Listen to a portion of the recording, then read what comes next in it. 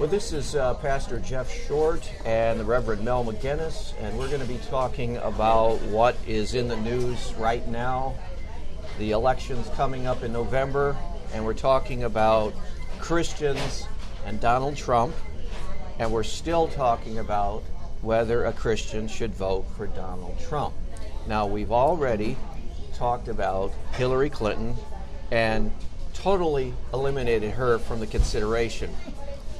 Thank you, Mel, for coming into the Tim Hortons Cafe today and discussing this with me, because I feel that it's an important thing that Christians talk about this. They've got to talk about it. They can't just base their vote on an emotion. Right. Now,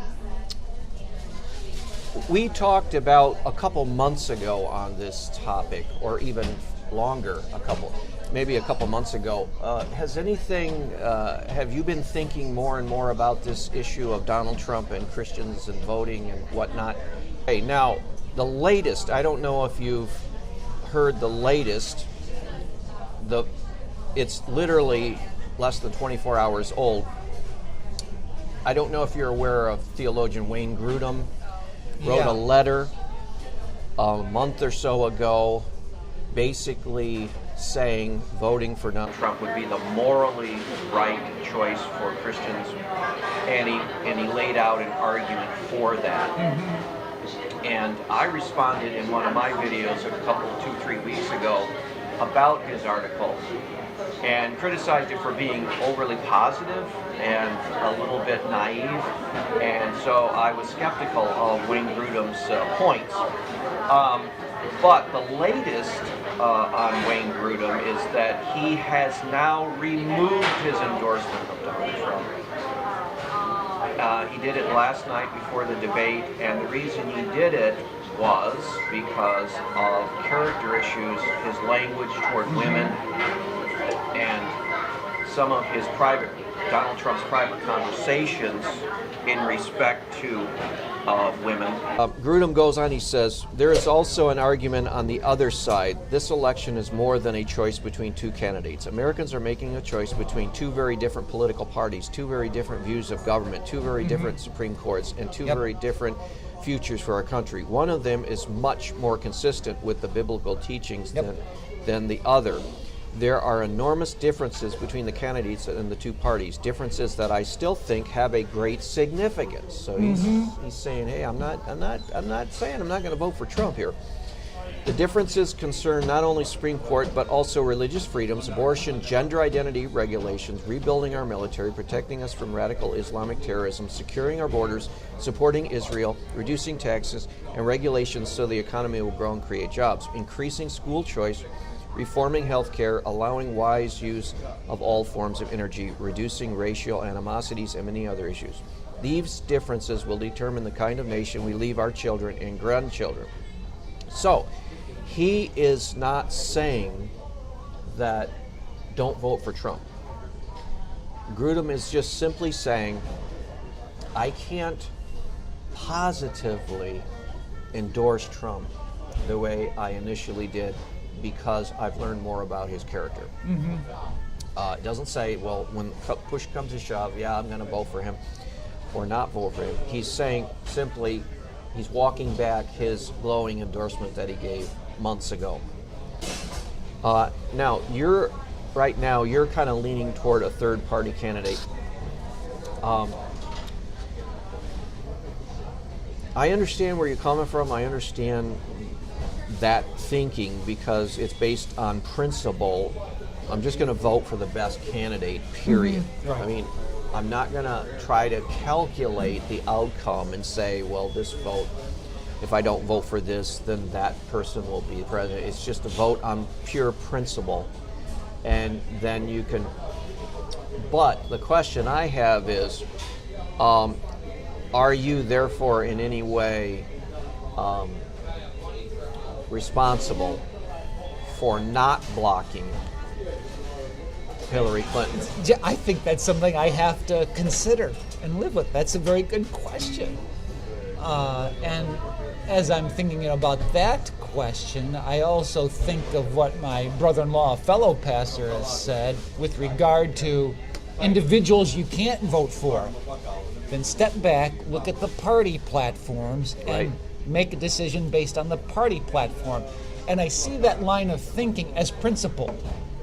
I can still vote for someone because of the something that is within the party that really is based on good, solid Christian principles. Yes.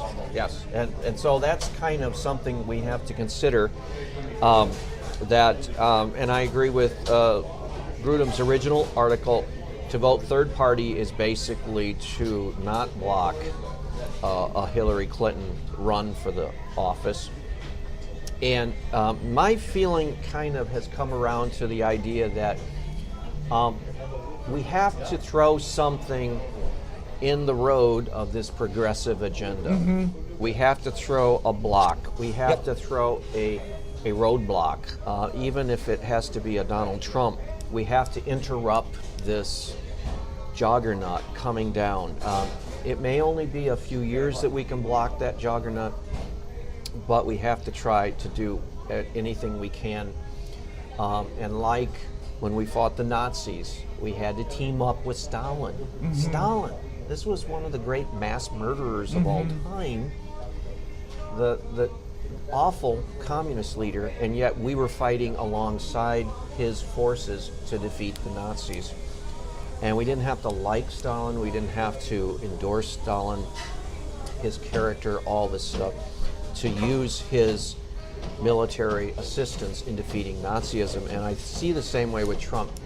I don't like Donald Trump personally as a character. He boasts, he's proud, materialistic, he's a lover of money, the Bible warns us against.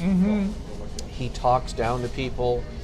He doesn't have experience at a political public service level. It's just all on and on and on. But he can be that roadblock in the progressives' agenda, and he can break up that momentum that they have. You know, Obama is on a roll, and Hillary Clinton will advance that role, and she will amplify it and even cause more damage than he did, if that's even possible, but I believe it is.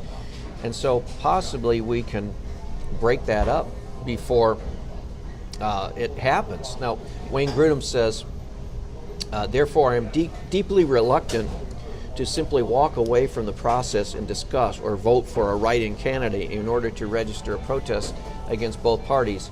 If all the Christians in the country decide not to vote for either candidate, our rulers will then be chosen entirely by non-Christians, and many of whom will increasingly use the immense power of government to promote evil, silence Christians, and oppose Christian values in every area of life. This is the opposite of what Paul told us to pray for in 1 Timothy 2:2.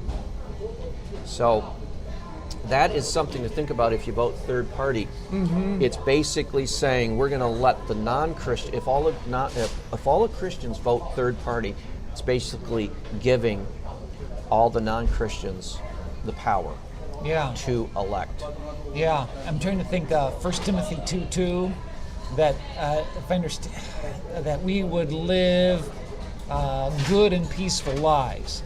In other words, what I think I hear Grudem saying, to have the non-Christians like that in office will disrupt that. That means that good and peaceful, orderly life will become chaotic. I hear what he's saying, and that's, again, gives me something to chew on and clearly think about.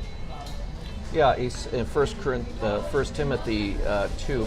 I urge then, first of all, that requests, prayers, intercession, and thanksgiving be made for everyone, for kings and all those in authority, that we may live peaceful and quiet lives in godliness and holiness. This is good and pleases God our Savior.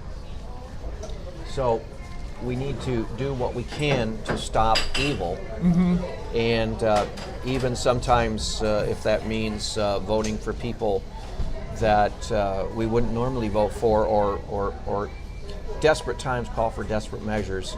This may be an example of a desperate measure. We're putting Donald Trump in power, not because we want him to be in power or we think he's a good guy, but we're putting him in power to keep someone else from being in power who is evil.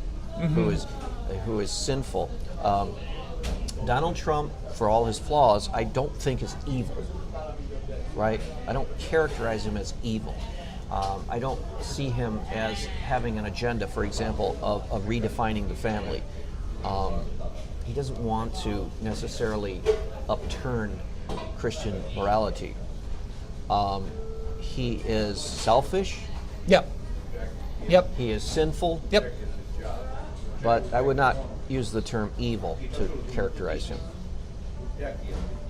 Yeah. Even though Wayne Grudem does use the term evil to characterize him after hearing some of what he's said. Yeah, because now I'm thinking of Hillary Clinton, and I'd almost put her under that category. I'm sorry, that's just what I feel, just what I've seen, just what I've witnessed. You would put him in that category? No, Hillary Clinton. Yes, under right. that category Yes. of an evil-hearted person. Yeah. Yeah. Yep. Yeah. So, I think what Grudem is saying is that we have to. Some people object that basing our vote on the consequences for the nation is making the mistake of consequentialism, saying that only the results matter. They then say that voting for either candidate will destroy our Christian witness in the future, which is also an argument based on consequences. It is also an important argument. And yet, I see another dimension of Christian witness. What if we fail to vote against the liberal support for abortion rights, government imposition of gender confusion on our children, hate speech laws used to silence Christians, and government-sanctioned exclusions of thousands of Christians from their lifelong occupations because they won't bow to the homosexual agenda? Will our failure to oppose these evil also destroy our Christian witness in the future? Will our grandchildren ask us why we failed to stop the imminent triumph of an anti-Christian liberal tyranny when we had the ability to do so? So that's a question that would be asked to you, Mel. If you vote third party, Yeah. will grandchildren come back and ask you, why didn't you do everything you could do to stop this anti-Christian tyranny when it was in your power to do so? Yeah. I think, to use that World War II analogy, as we've talked about Stalin, it makes me go back to the Battle of Dunkirk, when the English, the Allied forces, could have fought there in France, but they decided to retreat, cross the English Channel, make their last stand in England, and they won. And I'm wondering if we forego what Trump represents and regroup our forces together, have a candidate be raised up who is truly principled, truly understands the Constitution, knows what it means at something more than a surface level to be pro-life, biblically defined marriage, understand the economics, tax policy, debt, deficit from a historical American heritage understanding. Right. We could win. Yes. So that's kind of what I'm thinking as well. Right. Making that last stand several years down the road. Yeah. Grudem says, and how I will vote, I honestly don't know at this point. The election is still a month away. I have friends on both sides who are surprised that I did not find that an easy question to decide. But I do not find it an easy question. I continue to pray and seek God's wisdom and ask that God will yet provide a better solution. Though we may be tempted to become fearful or despondent, this turmoil in our nation provides a wonderful opportunity to renew our faith in God each day. For kingship belongs to the Lord, and He rules over the nations. Psalm 22:28. We should continue to pray and mindful of what Daniel told King Nebuchadnezzar in Babylon long ago. The Most High rules the kingdoms of men and gives it to whom He will. So we might be seeing God bringing about His judgment on our country. If we happen to have an election in which Hillary Clinton wins, we would then actually see the judgment of God, I believe, His openly and obvious judgment of God upon our nation, giving us a bad leader. If by some miracle the liberal progressive juggernaut can be blocked. Is that going to solve everything long term? No, it's probably only a short term solution. I think possibly what we talked about before, the Mike Pence alternative, would really be nice to see happen. I don't know if it's going to happen. I don't know if it actually could happen at this late stage. Right. But it's just a really interesting twist that. Yeah. I will not be surprised if more tapes come out about Don Trump, and maybe there's something about a tape that would occur very recently that could push that over the edge. Right. And, I think that would be a good thing for me, from my point of view, in the long run, to have somebody like Pence. The big question is, could Mike Pence win the general election? Yeah. But Pence has shown, of all the four, to be the far superior candidate. Yeah. Above Trump, above Clinton, above Tim Kaine. I'm really impressed with Pence, and I watched him in Congress, and he was terrific there. And he continues, I think, to establish that legacy. Yeah, it could be that he's the one, but we'll see. But again, we have to keep praying. We have to keep asking God to work out His will, and sometimes that isn't exactly what we want to happen. What we don't. No, we always want His will to happen, but sometimes the way He does it isn't the way that we would have done it. Mm-hmm.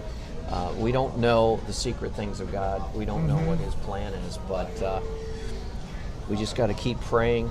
And the good thing about November, when it comes around and the elections take place, we'll be done with it. Mm-hmm. And we won't have to hear this on the news all the time, and we don't have to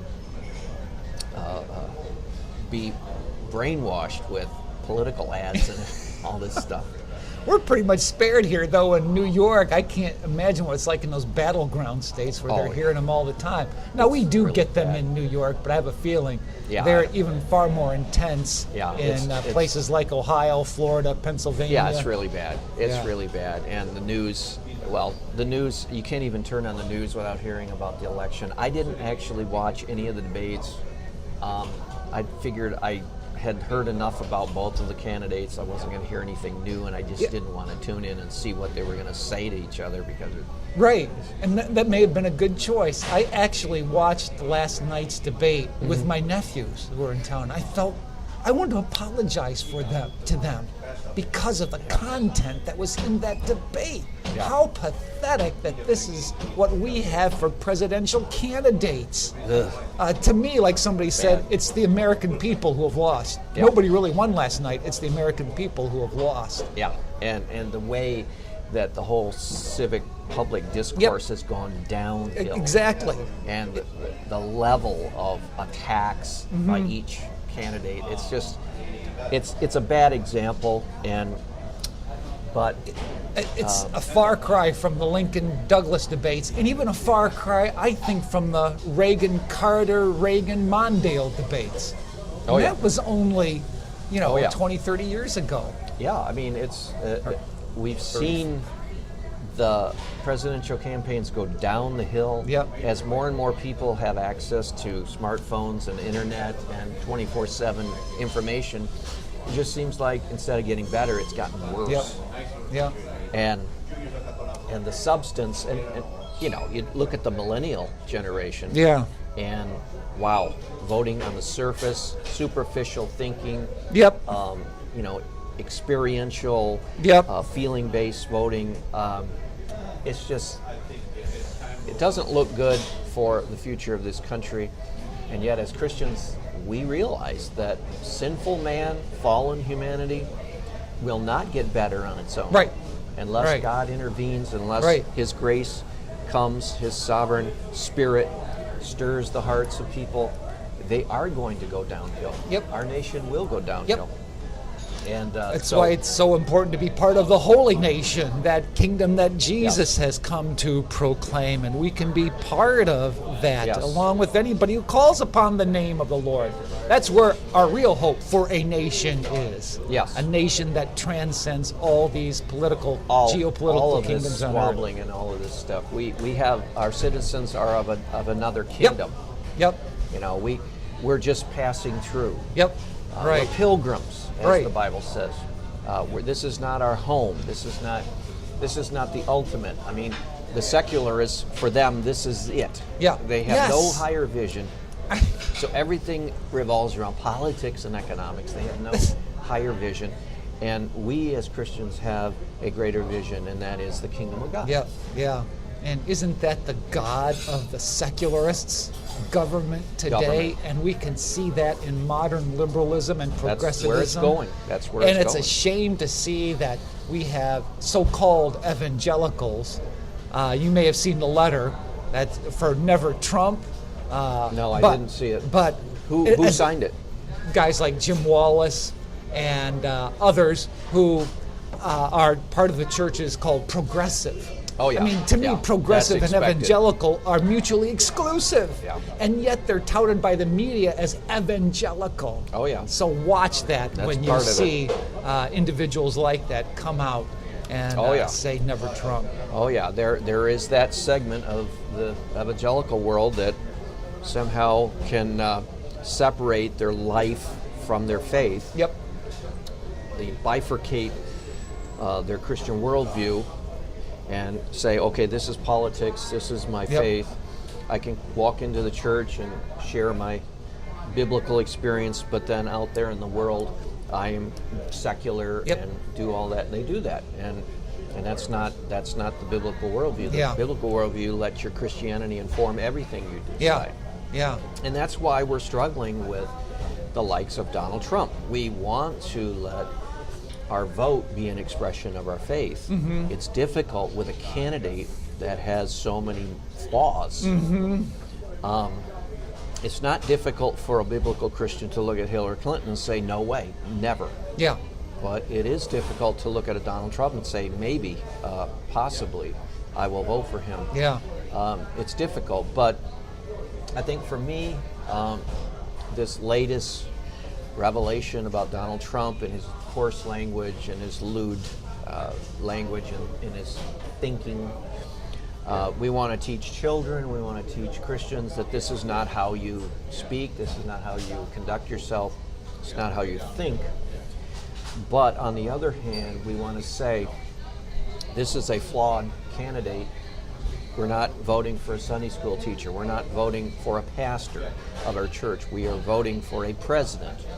And so in order to help this nation block the downward spiral of abortion and gay rights and all that other junk, we need something to upset that momentum that the president has gained, and now Hillary Clinton will advance. We need something to block that, and Donald Trump might be the one. He might be the roadblock. And my thinking is, even if he is a bad president, as long as he doesn't do anything irreparable, as long as he doesn't get us into a big World War III,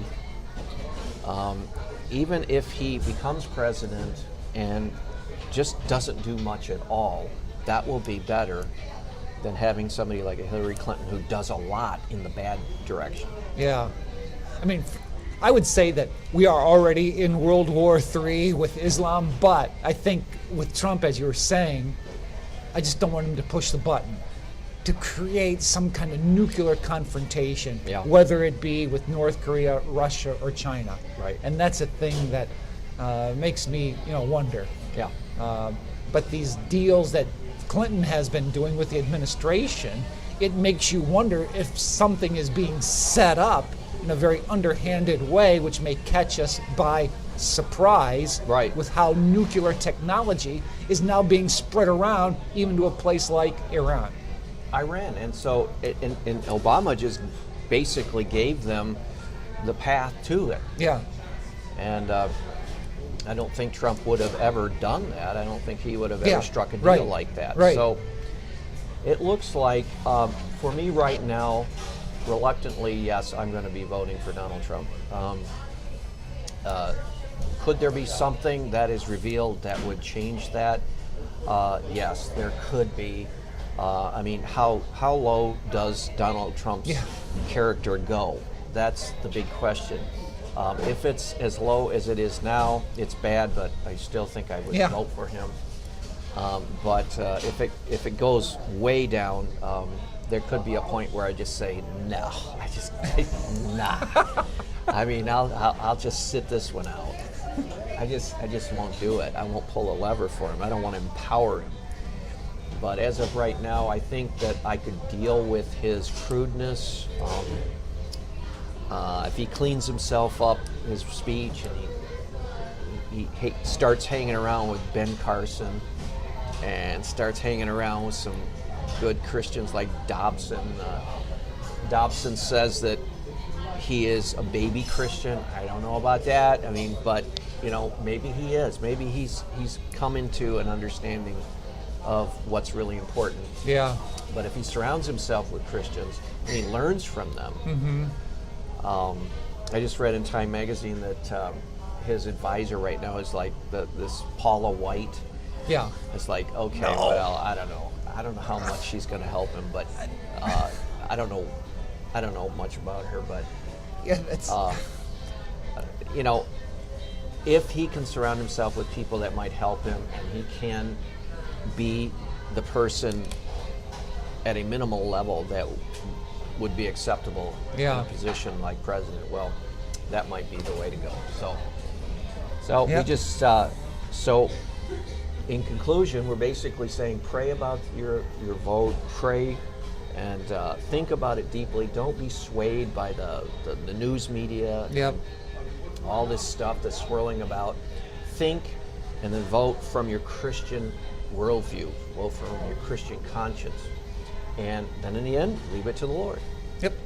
Good. So, Way to sum it up, probably Jeff. said Very about good. as much as we could about this, but I'm sure there's more that we could say. Well, thank you for tuning in today, and God bless you. We'll see you in another episode of Christ and Culture.